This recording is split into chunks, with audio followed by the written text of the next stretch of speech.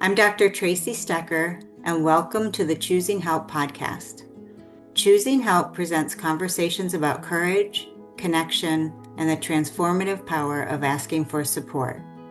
Through candid discussions, expert insights, and real-world stories, this podcast breaks down stigma and opens doors to understanding. Join our community committed to compassion and courage, because when we choose help, we choose life. Welcome to Choosing Help. I'm Dr. Tracy Stecker, and I'm joined today by Mr. Nigel Roberts. Mr. Roberts worked for over 50 years in international development, with 30 years of those at the World Bank, where his focus was on reducing global conflict. He has written a memoir entitled The Leopard in the Moon, which documents a 450-mile trek that he had through Nepal after the deaths of his daughter and his wife, both of whom were struggling with mental health and substance use issues. This journey and this book, this memoir, really explored his travels through Nepal, his story of his life, his stories with his daughter and his wife, his exploration of grief and caregiving. There were moments where he questioned, could he have done more? What more could he have done? A very beautiful, honest book about his um, journey with his wife, his daughter, Nepal, and his grandson. Thank you for being with us here today to talk about your new book. Tracy, thank you. It's very kind of you to invite me, and I look forward to this. Yeah, yeah. So as I was reading this book, what struck me, the number one thing that struck me was that there were probably going to be a lot of people reading the book who could relate to this story. They have loved ones with mental health and substance use issues. What would you say to them if they're listening? Well, first of all, you're right about how many people find themselves in these kinds of situations. In the case of my daughter and my wife, they had a particularly virulent form of bipolar disease, but and many more people will be familiar with how they tried to deal with that, which was through principally through alcohol, and in my wife's case, also through opiates.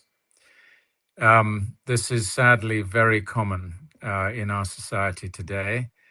And I think I found myself in a situation that is, again, very common, really not knowing much about what was going on, having some kind of vague grasp of what depression was, finding it very difficult to distinguish between the illness and the way it manifests as kind of bad behavior.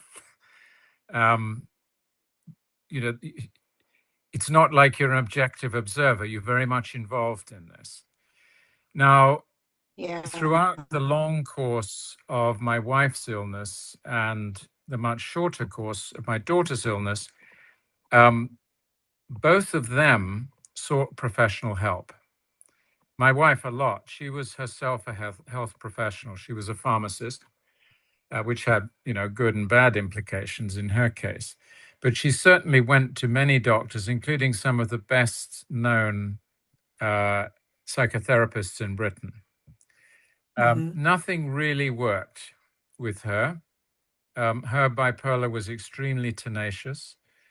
It was not properly diagnosed. It was a rapid cycling form of bipolar that manifests both as depression, but not mania, but anxiety.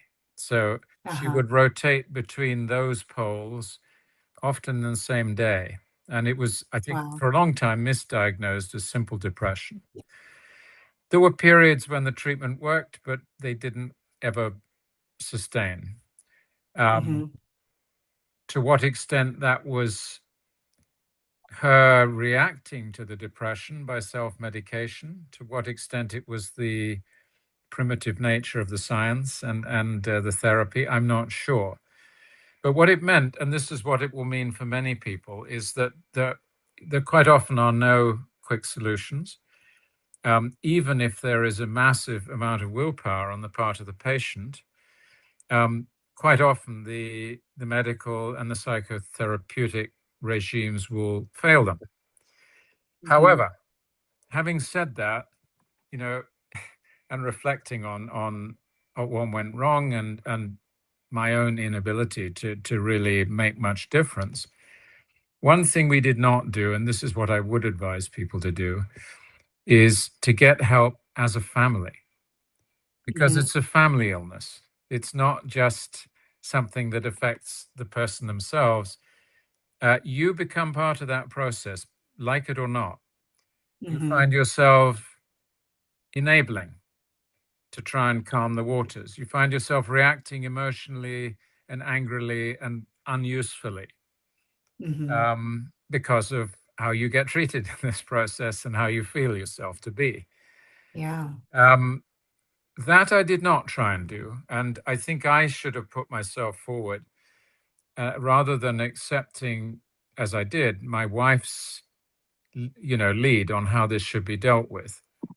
I should have brought myself into the process, and we should have sat down, the two of us, and eventually also with my daughter, and tried to deal with this as a family and understand the whole dynamic of how it worked. Now, I don't know if that would have produced a better outcome. It might have. And I think it would certainly have led to a greater degree of understanding on my part, and probably a greater understanding on the part of my wife and my daughter about the impacts that they were having on those around them. I'm not saying they were insensitive, but there are particular aspects of it that I think you can't work out that well on your own. Yeah. Okay, and I just want to back up because your wife is unique actually with her bipolar disorder in that she sought treatment and a lot of treatment. Many individuals with bipolar disorder resist seeking help. So that's wonderful that she did seek help and very unfortunate that she wasn't able to find the right anything protocol for her to manage the condition, including the things she was doing for herself to manage some of her Yeah. symptoms. When you look back, when she very first went to treatment, when she very first decided to seek help, what was it that got her to decide, you know what, I might need help here. I might need some assistance. Do you remember? Well, she'd actually begun to see health professionals before I met her. So we were both Okay. around 30. She was in her late 20s when I met her.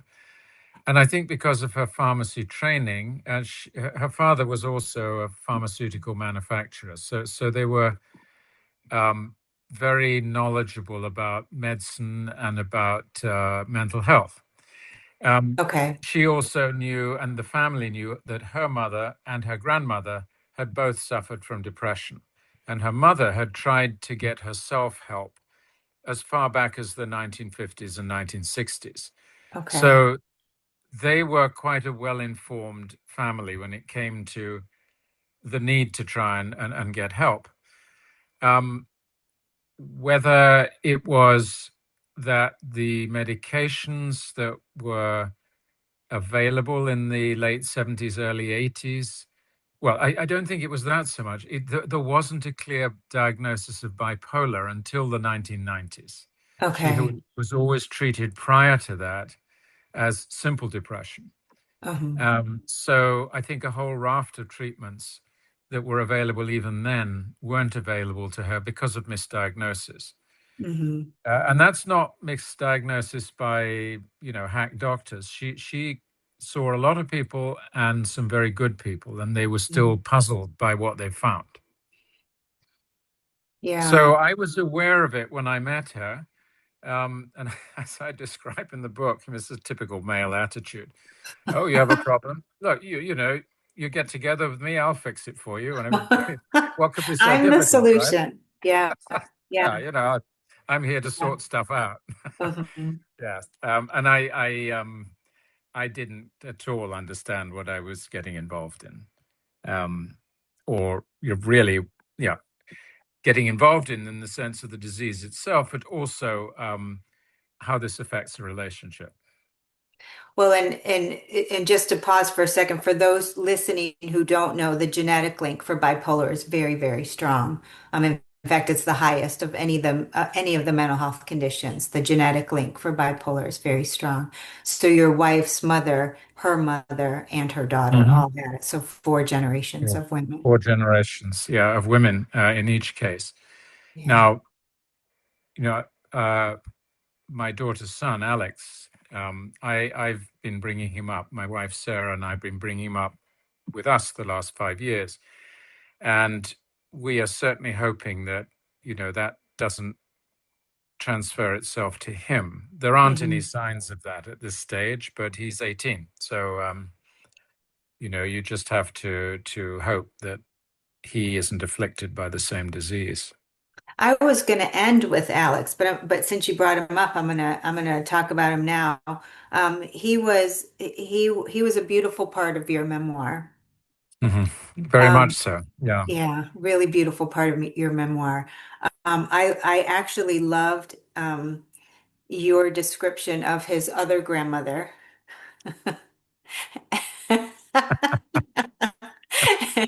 and and how the journey of Alex living with you happened. It's absolute torture to read about that and what he has been through in his young life. But Yeah. the reader is left with a sense of hope. It really is. You leave the reader with just a little bit of hope that, oh, there's this kid and Yeah. he's in a safe home. Well, he is. So, he's being brought up by a 75-year-old. And, there's no end of jokes about that. He's very funny and very sarcastic. But, you know, he's got a lot to deal with. He lost his mother when he was 2. Hmm. I believe she was a very good mother in the short time that she spent with him. And I've said to him, because he's a very tough guy, I Hmm. said, I think a lot of your resilience, you could have fell to pieces by what happened to you in your life, and you didn't. Your reaction is the opposite. He's very strong and he pushes back. I said, I think, you know, a lot of that has to go down to how well she took care of you in those first 2.5 years and gave you that sense of yourself that is very Hmm. strong. Okay. But he lost her at 2.5. He was then brought up by his father's mother. I was always very involved in seeing him and spent he as much of my time with him as I was allowed to. Hmm. Um, but she was, I think, very good with him when he was little. But once he Okay. started to push back at 10 or 11, it became more and more fractious. Hmm. Um, he had his dad there with him. His dad protected him a lot, but his dad was also an addict. Hmm. He was an oxycodone addict. He tried very, very hard to deal with it, but from the age of 16, he never got free of it. And just after Alex came to live with us, his father gave me custody in the end. He died. He had Hmm. of an accidental overdose. So Alex then had to deal with that. So, there's 3 big things in his life that Sure. there's a lot to overcome.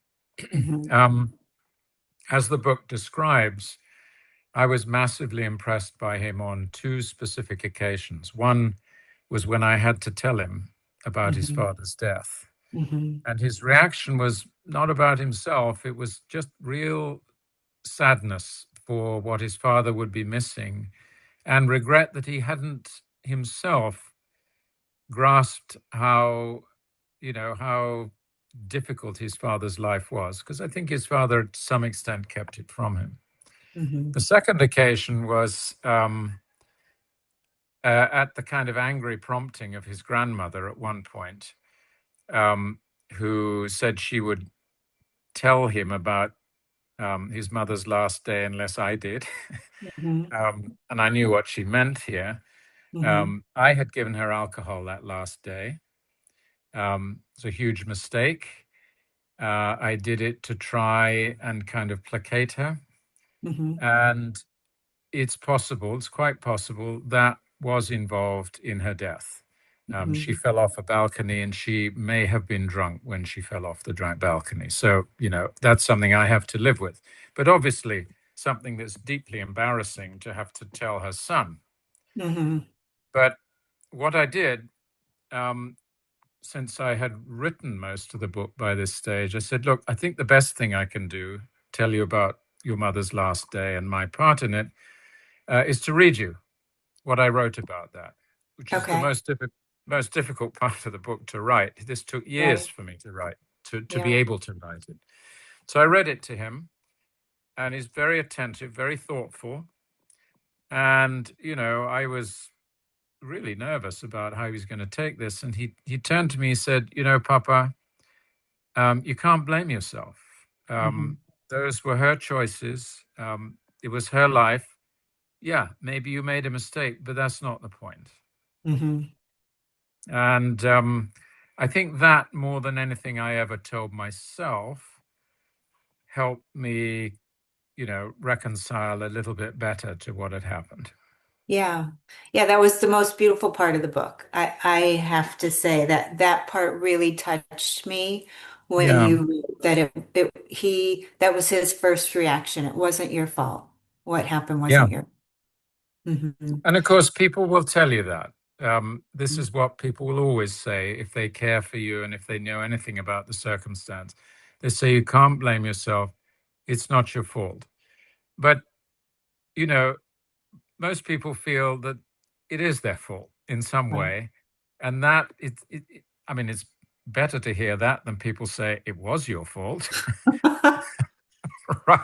But it kind of doesn't cut it because inside you at some level, no, whether or not it was my fault, there were things I could have done and I chose not to do them, either because I was afraid to, or I was too selfish, or I wanted to run away from it, or whatever. Yeah. And, those things crowd in on you when someone dies. They Hmm. crowd in on you all the time when they're alive, but you tell yourself, okay, I have tomorrow to get this right. Right. Right. And then, of course, you don't. And you then have to kind of look at it and face it. And most people don't exculpate themselves and say, no, no, you're right. It wasn't my fault. It's yeah. But when it came from him, it meant something different. Well, let's go ahead and talk about it for a minute, since you are, and the whole book is very much a memoir of just raw acceptance of the journey you've had with your family, very open and honest. And you do talk about how there were points of your journey with them where you enabled their behavior. And Yeah. enabling, by definition, means that you joined the journey on them to basically encourage some behaviors that were hard to deal with, negative behaviors. For example, if somebody is addicted to opioids or alcohol, enabling is giving them the money or buying them the drugs and alcohol for them. Pretty much many people will say because they didn't want them to be in unsafe positions, or they had no money, or they just didn't want to hear the whining. They didn't want to be bullied into it. And, it Yeah. was some way to preserve your own sanity in that moment. Enabling is understandable in these situations and happens almost with all addiction. It really, if there's an addiction, there's probably also enabling going on. Pretty much virtually can Yeah. guarantee it. So it's a very common dynamic, which is why in the beginning you said this is a family problem. And you're right, it Yeah. is a family problem. And part of it is this one of the aspects is this enabling aspect. So we have listeners who are listening saying, I don't know how to say no. I would have done the same thing. It's overwhelming. They're so persistent, or they'll put themselves in unsafe positions, or I just want to keep them safe, or something along those lines where they almost engage in the disorder with the other person to preserve the relationship. Unfortunately, this dynamic creates a situation where you are reinforcing the problem rather than reducing the problem, which is where your torture lies right now. Because Yeah. yeah, you were in the dynamic with her. It doesn't mean that you contributed to that day, but you did contribute to that behavior, and that's the part that you can't. That you're saying, hey, I did do that. I was Yeah. in that. And so Yeah. what? And sorry. Yeah. No, no, I'm sorry. Go ahead. I was going to say, I think all the more reason, if I go back to the first point I made, to try and get some help, because Yeah. what can a third party, sympathetic and wise and experienced third party do? They can help you actually execute these limits that you're unwilling to put yourself on for all the Yeah. reasons you explain. It's a Right. lot easier if my wife, my daughter, let's say my wife and I were sitting there with somebody we both trusted, and this person, in a way that's going to be sufficiently diplomatic and subtle, says, you, Nigel, you got to agree with me and Mandana that you're not going to be going and getting that codeine laced cough syrup or a bottle of brandy, whatever it was. Hmm. And that establishes a kind of objectivity to the process so that it's not felt to be all on you. I'm not saying that Hmm. that doesn't give rise to arguments and Right. to, coercion. Right. But I think there's a much better chance that you can hold out Hmm. and remain strategic in how you handle it rather than just reacting emotionally to your own distress. Hmm. And to your loved Um, ones' yeah. distress, because Well, they're yeah. also, Yeah. yeah. I think also the other point I've made that there are different levels of enabling. So the obvious one is that you supply the daily needs to try and keep things from getting out of hand, Right. and really to escape the Hmm. situation and stop it just blowing up your whole life. Yeah. And most caregivers in this situation have external obligations. They've got work. They've got to be able to work, and they can't sacrifice all of that in order to just be around the person who's not doing well. But at another level, you might say, okay, well, maybe you're enabling this. In the case of, say, of my wife, when I could see it was impacting on my daughter as a child, Hmm. you're enabling her by even staying in the relationship. Mm. And should you have not made a choice quite early on, drastic, difficult, but to take the child away from that situation and not expose her to, in this case, a very loving mother who would sometimes go crazy Right. and was therefore very frightening. Hmm. And the way I dealt with that eventually was not the right way. I should have taken her away. And I think there's a good chance it would have been a better outcome for both of them.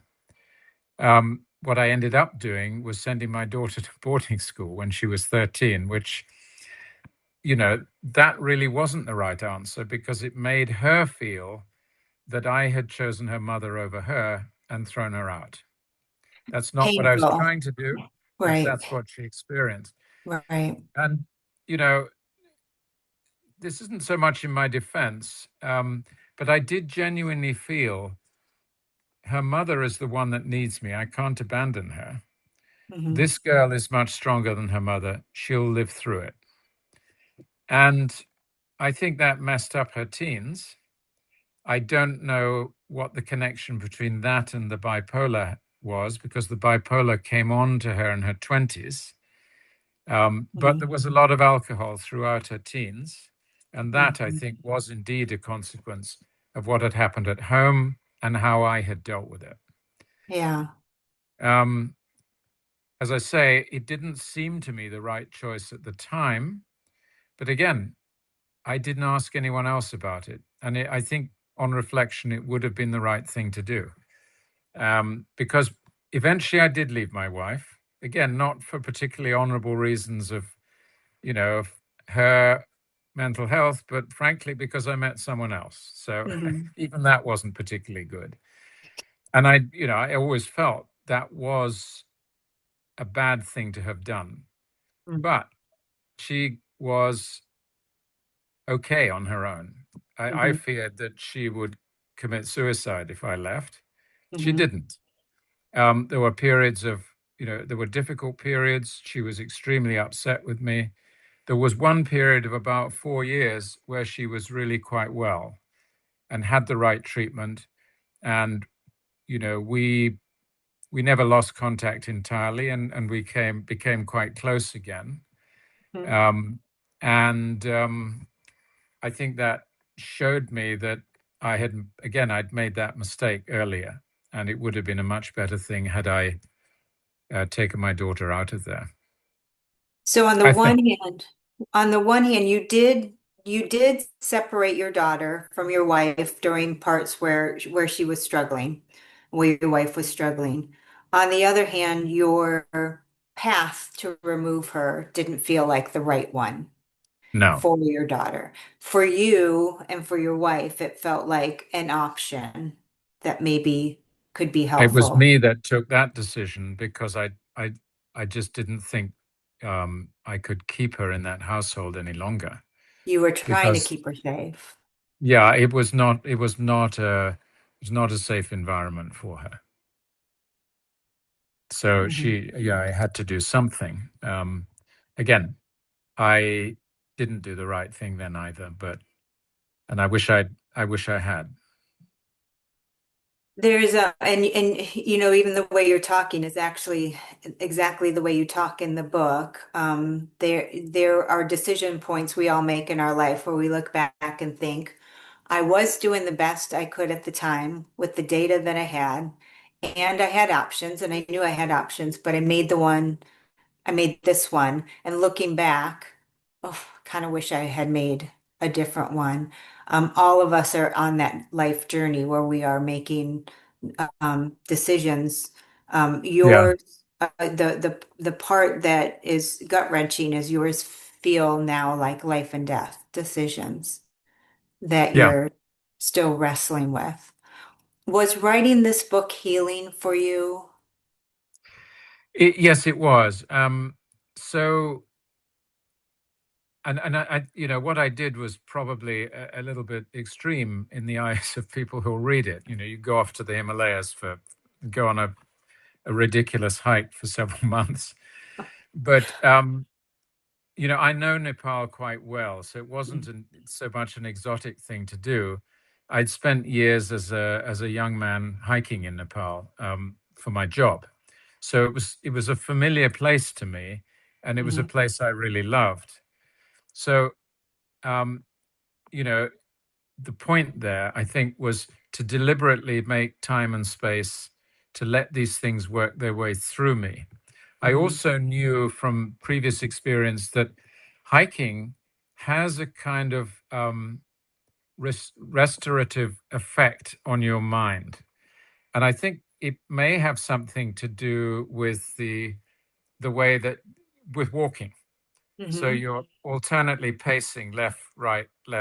And you would know this from EMDR and from trauma treatment, that Mhm. the basis of that, of tapping into your unconscious and dealing with trauma, is bilateral stimulation. Now, I, Mhm. I didn't know that at the time, but I think I did know that there was something about hiking that helps your mind process things. Yeah. Um, and so I knew that would happen. Um, on the other hand, so I sort of did the journey and put myself in a position where I felt I had to write about it. And I thought, well, that will take me a couple of years. It actually took me about 9 years to write this book. That's partly because I was learning to write, so a lot of it was just no good. I had to throw it away and do it again. But a lot of it was getting to the point where I could actually write down some of the more difficult and painful experiences, without which the book wouldn't have made any sense. And in a way, the book, again, unconsciously, I think, reflects that, because the journey itself, I write about the journey, and I'm not someone who was sitting and thinking how wonderful the Himalayas are and how nice it is to be outside in this good, clean air. I was bitching and moaning, and every step of the way, I did not enjoy it. It turned out to be dangerous. And this was, part of this, the mood I was in was my reluctance to come to grips with this. And this is how it manifested itself. I knew I'd put myself in a situation where ultimately I had to get to grips with this and write it down. I think I was quite angry with myself at doing that. But I do think it was worth doing. I didn't come away from this book, as it were, forgiving myself or feeling in a way any different about my behavior than I had. But somehow putting it down and almost confessing it, if you like, Right. that had, I think, a healing effect. Say, okay, this is me. This is what I did. I didn't do well. And I think I was also saying, I think there are a lot of people out there, if they do get to read this book, will feel some companionship in my failure. And they'll feel that they're perhaps not quite so alone or so unique in their shortcomings as they tend to think they are. So it certainly has helped in some way. So, of course, is the passage of time. It's now 16 years since my daughter died, and 14 years since my wife died. So that itself does its magic on you. We're a forgetful species, and we have to be, or we would never survive. Correct. But I think it's a bit more. It's a bit more than that. I do think that if something like this happens to you, and you're feeling, very bad about your part in it, it is best to contrive a situation where you're kind of forced to come to grips with it in whatever way that might mean. It might mean with a therapist. It might mean with a really trusted friend. It might mean on your own somewhere. It's just what I did. I wasn't on my own, but in some sense I was isolated. Well, you would know more about this than me, but my sense is that if you bury guilt, it's a bit like a corpse that's buried in shallow earth. In the end, it will burst out of its grave and come back in ways that are really unpredictable and nasty, and will infect your life in ways that you do not want to have happen. Yeah, I always describe it as holding back strong feelings. They literally eat you and grow stronger. Yeah. The energy it takes to hold back, confronting raw, real feelings, is enormous. And so you basically spend most of your day and time and life holding back the memory, just that Mhm. energy, and it does come back at some point. It will come up. I think your journey through grief was beautiful. And yet there's nothing beautiful about it. It really is just your process of being on that hike.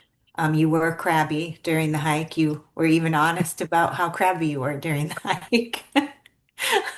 It didn't sound like you enjoyed many parts of the journey or the people that were with you on the journey. Well, there was one person. Well, no, true, and I had a great aversion to meeting other Westerners, and there's the great irony in the book that I was traveling the route taken by Peter Matheson, who wrote The Snow Leopard in the late 70s, and also a lesser known but also a great book called Stones of Silence by a wonderful man called George Schaller, who is probably the preeminent field biologist in the world now. And I actually met George Schaller completely by chance. It was the first time he'd come back since 1973 when he'd done that trip. And when I met him, I was in a mood of not wanting to talk to Westerners and getting, grumpy about coming across them. And it's only by chance that he had a very attractive young female guide. Okay. So I was induced to talk to her and said, who's this old geezer here? He looks way too old for this. So Shala was then 84. And she said, no, this guy's super strong. I mean, he's miles ahead of all the young people behind him. And then gradually it dawned on me who he was. And then so I was Wow. talking to her in Nepali, and fortunately, George Shala doesn't understand Nepali.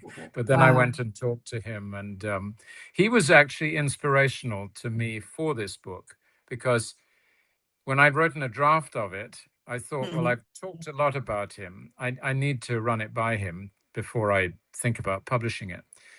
And so I sent him the book with the highlights for where I'd mentioned him. And he read the whole thing, and he sent it back with all kinds of comments, very encouraging. Wow.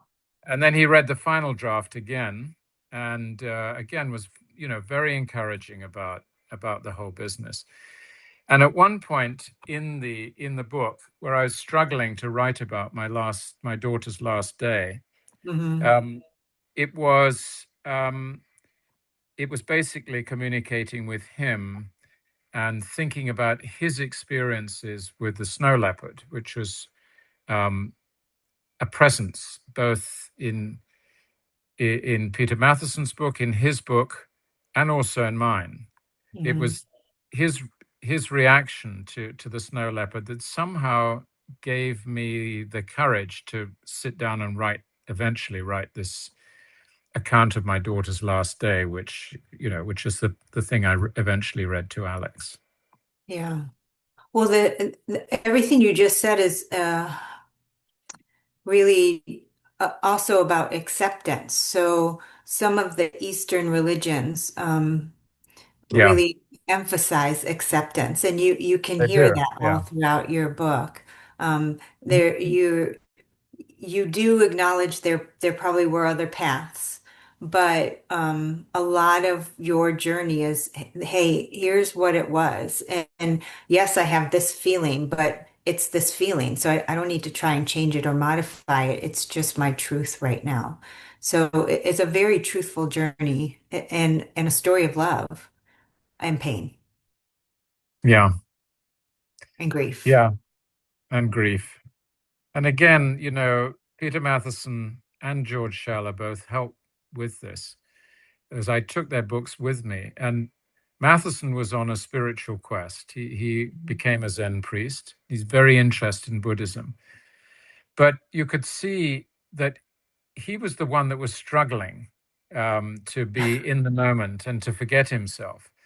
Whereas George Schaller, who was supposedly the cold, rational scientist who's looking at animals, he was the one who was more able to lose himself and Mhm. to efface his ego by observing wildlife and by Yeah. almost placing himself in their minds to the extent that that's possible.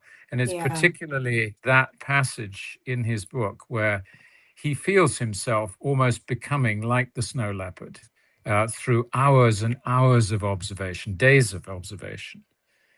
A very ego dissolving process. And Mhm. I think acceptance is the right word for his experience. And also Peter Matheson's honesty, Mhm. where he came, he's very self-critical in that book. He felt he was running away from his young son, who was around 7 or 8 years old, less than 2 years after the son's mother had died of cancer. He Mhm. felt very guilty about this. And at the end of the book is, extremely angry with himself for his own failures uh, to come to grips with his practice, and also to abandon his family. And Mhm. it was that. I mean, he's a fantastic writer, tremendous observer of nature, um, and I never felt I could come close to that. But what I identified within the book was this sense of regret at his own behavior, and particularly at at all of these regrets around his family. Hmm. Well, it is more of a human condition, isn't it? Regret, shame. Yeah, yeah, we all regret things that we should have done better. Yeah. So I'm aware of time, and it's been just really lovely talking with you about your book, and your story, really, and just your honesty, your acceptance of this painful process you went through. I'd like to end, if we can, on a note for the people who will read this book, and I do believe a lot of people will read it, who are in similar situations. Um, One of the things we talked about was that there was help seeking. There was a quest to get answers, to find some sort of treatment regimen that was helpful for them. One of the things you said is that you do have some regret that you didn't go a certain way in terms of treatment, which may or may not have been helpful.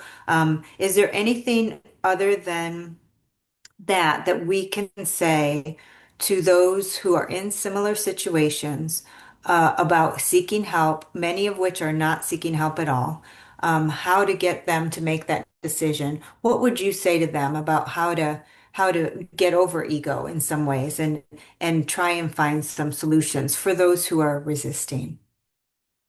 I think the first thing to understand is that you're in the position of a caretaker with someone who's ill. It's Hmm. not that you are simply one human being reacting to personal dynamics with another. Yeah. Um, Often that's really, first of all, hard to identify because, bipolar isn't bipolar or many forms of mental illness are not dead evident in how they manifest, though I Mhm. think addictions certainly are. Right. And I think it's important not to feel that, you're the cause of the failure, Hmm. um, or that you have the expertise that you don't have. So I think thinking of these things, thinking of depression, bipolar, as an illness that needs professional treatment is an essential step, but also understanding that you need help as well. Right. And even if you don't want to go, if you're not familiar with the world of professional help for this, everybody has friends they trust. Hmm. And at least start by having the courage to talk to somebody you trust about your own feelings of shortcoming, not simply what's wrong with the other person. Hmm. Um, that can help you get over the ego issue Hmm. and put you in a position where you're more willing to start saying, okay, I think we need someone else involved in this. And then you can start the business, which is not easy, of finding the right fit, the Right. right person that you and your loved ones can also trust. Hmm. Again, that's trial and error, and it's not going to happen at once. The first step, though, I think, is to understand that you are part of it. You can't sort it out on your own any more than you could if somebody broke their leg. You wouldn't just take them into the kitchen and fix them up with a splint and say, "Well, Hmm. the hospital's fine, but I can do this." Well, no, not a good idea. Right. Okay, so the bottom line is seek more information, but there's 2 points. One, be honest about what's actually happening. So whether Yeah, it's to a professional or to somebody you trust who might be able to be helpful.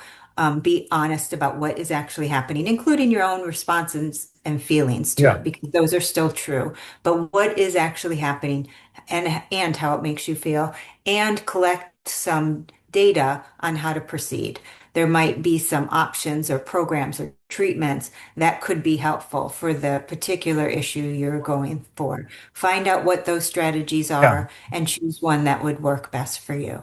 Yeah, and don't simply. I mean, it's easy if you're living with someone who, in some sense, is becoming impossible, to go Hmm. to a friend and just complain to them, and then they will reinforce what you said to them. Yeah, That's just not helpful. right. That's not a way of resolving anything. It's the recognition that it's more than a personality clash or, some deficit of personality, but it's an illness, Hmm. and that you cannot deal with it on your own. You are not the treatment center. You're probably going to make it worse Yeah, if you don't try and get some help. yeah. Because you're in it. You're a part of the dynamic. Yeah, you're part of it. Yeah. Mhm. Any last words you'd like to say? Well, just that, even now, many years after it and after writing this book, it's tremendously helpful for me to talk to someone like you and to be able to have this conversation. And in that sense, the healing process or the process of reconciliation never ends. You Right. think, okay, I've sorted this, but you haven't. You can't dismiss these things, and they remain with you. And so the process of facing up to them is a continuous one. And I want to thank you for helping me with that today. Well, thank you for being here. It was really wonderful to read your memoir, which I still view as a love story. Um, and wonderful to talk with you today. And I just want to end by saying for anybody listening who is struggling with either a mental health or a substance use issue, please, for more information, you can go to our website, choosinghelp.com. We have a whole list of resources that might be available and fitting for you. Please buy the book, The Leopard and the Moon. It was a beautiful story. And if you want more information, you can always contact us. You can contact me. My information is on the website, choosinghelp.com. And thank you for being here. Thank you very much, Tracy. Appreciate it.